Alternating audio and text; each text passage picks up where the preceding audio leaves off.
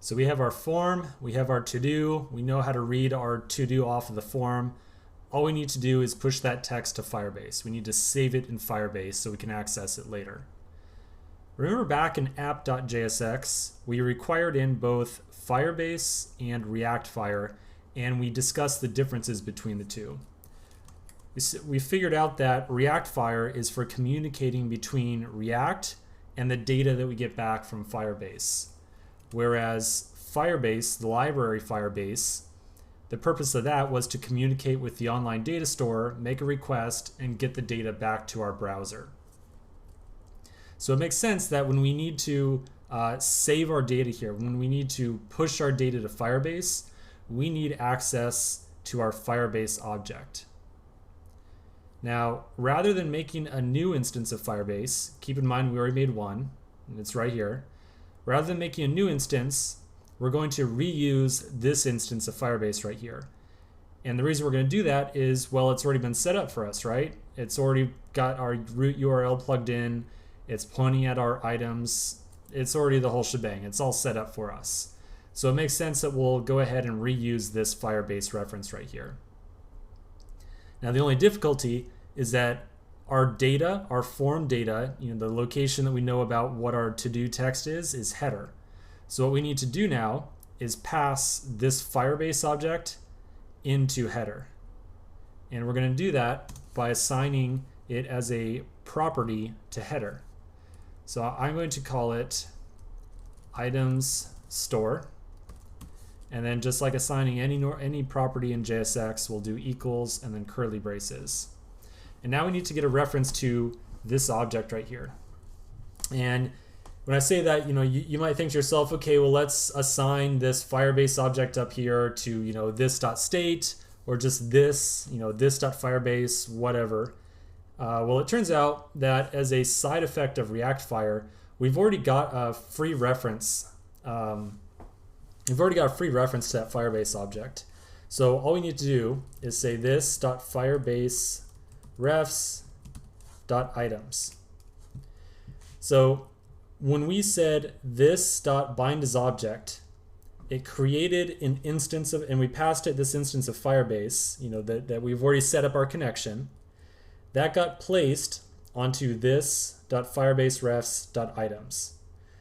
So, we're taking this little shortcut right here just because we know the inner workings of Firebase. We could have just as easily done something like this. Could have said this.firebase equals new Firebase. And then right here we would have said this.firebase and then the same thing right here. In our case, we're just going to take this little shortcut and refer to it directly. Okay, so I'm going to save this and then flip over to header.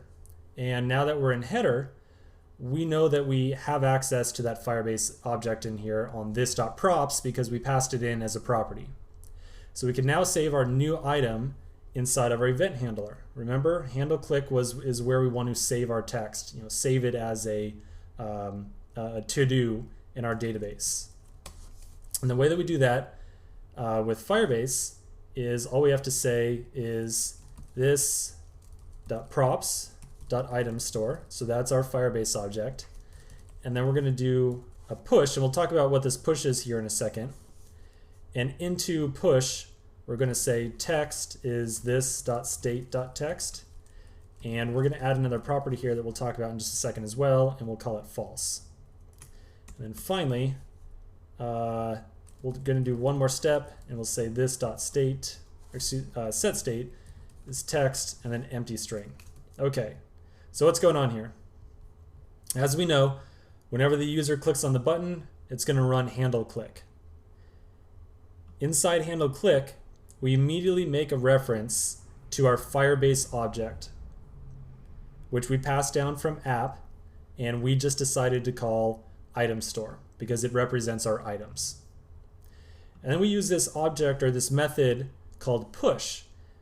Push is a Firebase method, and it's common, it's not only a ReactFire thing, it's all Firebase. You'll find this throughout all their tutorials. Push is the way that we create a new object in our remote database. So when we push and give it an object, we're saying, hey, Firebase, take this data right here and just go and save it. Just save it online on my database. You can think of push as being similar to JavaScript's array.push, but it is a distinctly different thing. It is distinctly different. We're not working with an array here. We're not pushing an object onto an array. It's just kind of a similar idea. We're adding this bit of data to our database. So if that's a good way of remembering, then kind of think of it that way. It's kind of like the array push, but it's a different thing, different beast. So when we push our data on, we give it this object, and we're going to save our to-do, the actual text, with the key text and then a value of the text that we want to save. And then we also threw in here this done, and we said false. And you might be able to guess, since we're making a to-do list, done represents whether or not we have completed this to-do yet. And we're always going to default it to be no, I haven't completed yet. It's false. I haven't completed this to-do. So later on, when we want to update our to-dos, what we'll do is we'll just flip this done flag from false to true, and that will represent a completed to-do item. Finally, we set our state, and this is, you remember from the last section we spoke about controlled components, this is another benefit. We set our text state to empty string, and since our input up here uses the value of state.text, that means that it's going to clear out whatever input or whatever text is inside of our input right now. So it's basically cleaning up after ourselves. And this is really just part of the user experience. When they click on the button and they save the to-do, they're going to want to, they want to see the input cleared out.